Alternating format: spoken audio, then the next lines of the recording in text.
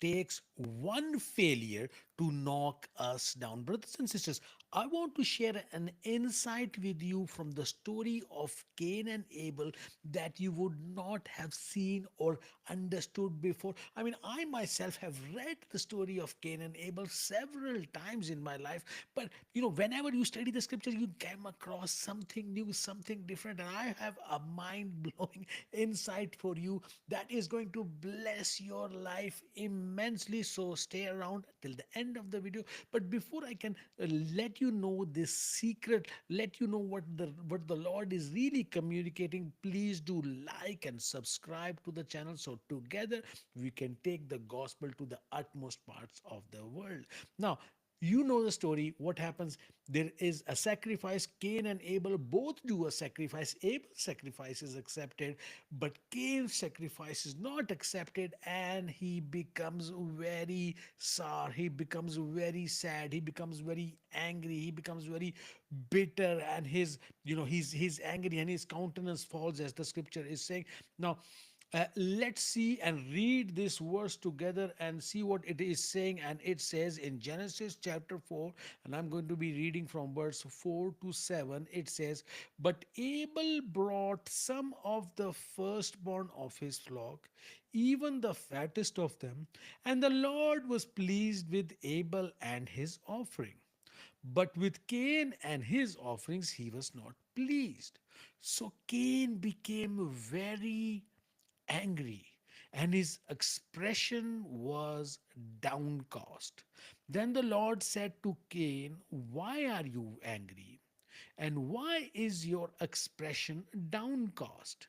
Is it not true that if you do what is right, you will be fine? But if you do not do what is right, sin is crouching at the door. It desires to dominate you, but you must subdue it." Now, this is the passage that we are in. And if I take some of the translations, some parallel translations, we can see in other translation it says, "If you do right, will you not be accepted?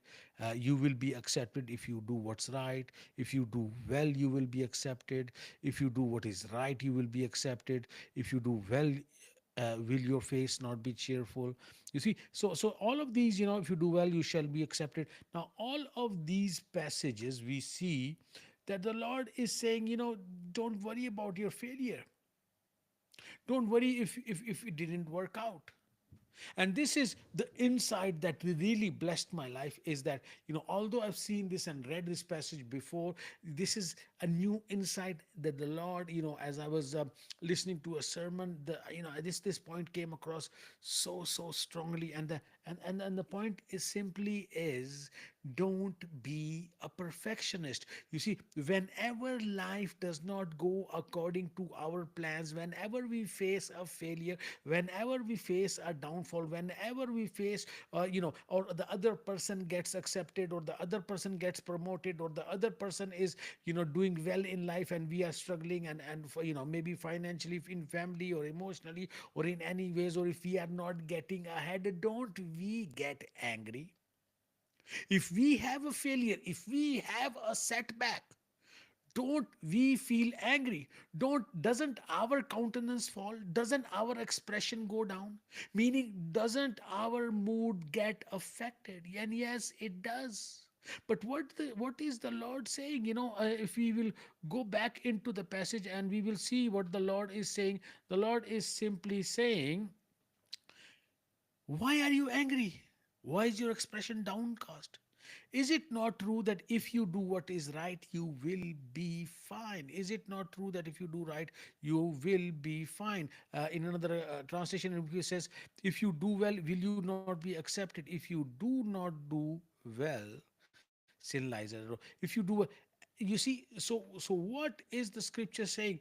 The Lord is saying, simply, the Lord is saying, don't worry if it didn't succeed. Now, there is a reason why his sacrifice didn't was not accepted, and in this video we're not getting into it. I'll get into it in another video. But what the Lord is simply saying, look, even if what you did was not right, Even if you might have known how to do the sacrifice, you do not know how to do the sacrifice. Whatever the reason is, and as I said, I will get into it in another video. What the Lord simply is saying, don't worry about it. Don't worry about it. Simply, simply try again. Simply, if you do right, will you not be accepted? Don't worry if you were not accepted. And we beat ourselves and we feel so low. And what the Lord simply is saying to Cain, and what the Lord is simply saying to us, that let not our failures define us. He did not the Lord is clearly saying that he did not reject Cain. He just rejected his sacrifice. But somehow he is feeling that he is being rejected. And brothers and sisters, we have to have a mindset that our failures do not define us. That our failures does not mean that we have been rejected in life, or we will not succeed. And I am not sharing this from just a point of theology. I'm sharing this from a point of practicality in my life. When I was losing a certain business, or when I was feeling, when business was down, and there was failure around me, and other people were voicing it out, and maybe we got this mindset from our schools, or from our parents, or from the type of parenting that we have been around, or in the school, that if you fail, then you're looked down upon, or there's all sorts of things around you in schools that says do not fail, whatever, do not fail. But the Lord is not that way. We do not need to have that perfectionist kind of a mindset. We can fail and try again, fail and try again.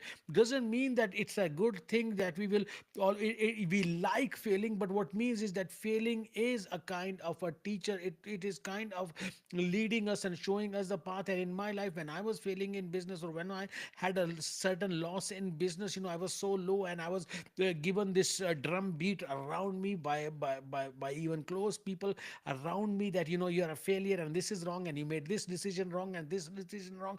And it is only by making wrong decisions, and it is only by making mistakes, and it is only by facing our failures that we can stand up again and do better and be better. So let the failures not define you. And because I was failing, or I had failed in business, and other people's wordings around me were so loud, and they were shouting at me, and they were filling my head, and I somehow took it upon my own soul, that maybe I am a failure, maybe I'm worth nothing. And then the Lord had to purge my soul. He had to cleanse my soul, and to let me know, Alan, you're not a failure. You might have failed, but you're not a failure. And this is the lesson that we have to teach ourselves as well. That we have failed in our lives, but we are not a failure. And God did not reject him. He just rejected his sacrifice. And the Lord said, you know, sin is at the door. And when we wallow in our failures too much, and we say that I'm a failure, that I've done, and we allow our mood to go down, and we allow anger to creep in, we are very near sin. So, brothers and sisters, let's have that mindset, that even though we have failed, and even though life has not gone according to our way, and sometimes we are not accepted, or by the Lord, or by others as well, we will not give up, and we will try again, and we will stand up again. And the Lord is saying, that the righteous, he falls times, and he gets up again, but the wicked person, he only just falls once. So the Lord, what is the Lord saying? The Lord simply is saying to you and me, brothers and sisters, let not our failures define us. And we have to, whatever happens, stand back up again. I hope this thought has brought a blessing in your life, and if it has, simply bless me as well by liking this video, subscribing to our channel. And if you want to know why God did not accept Cain's sacrifice, another one of my videos coming up, in which I will just answer that question. God bless you, and I will see you in the other video.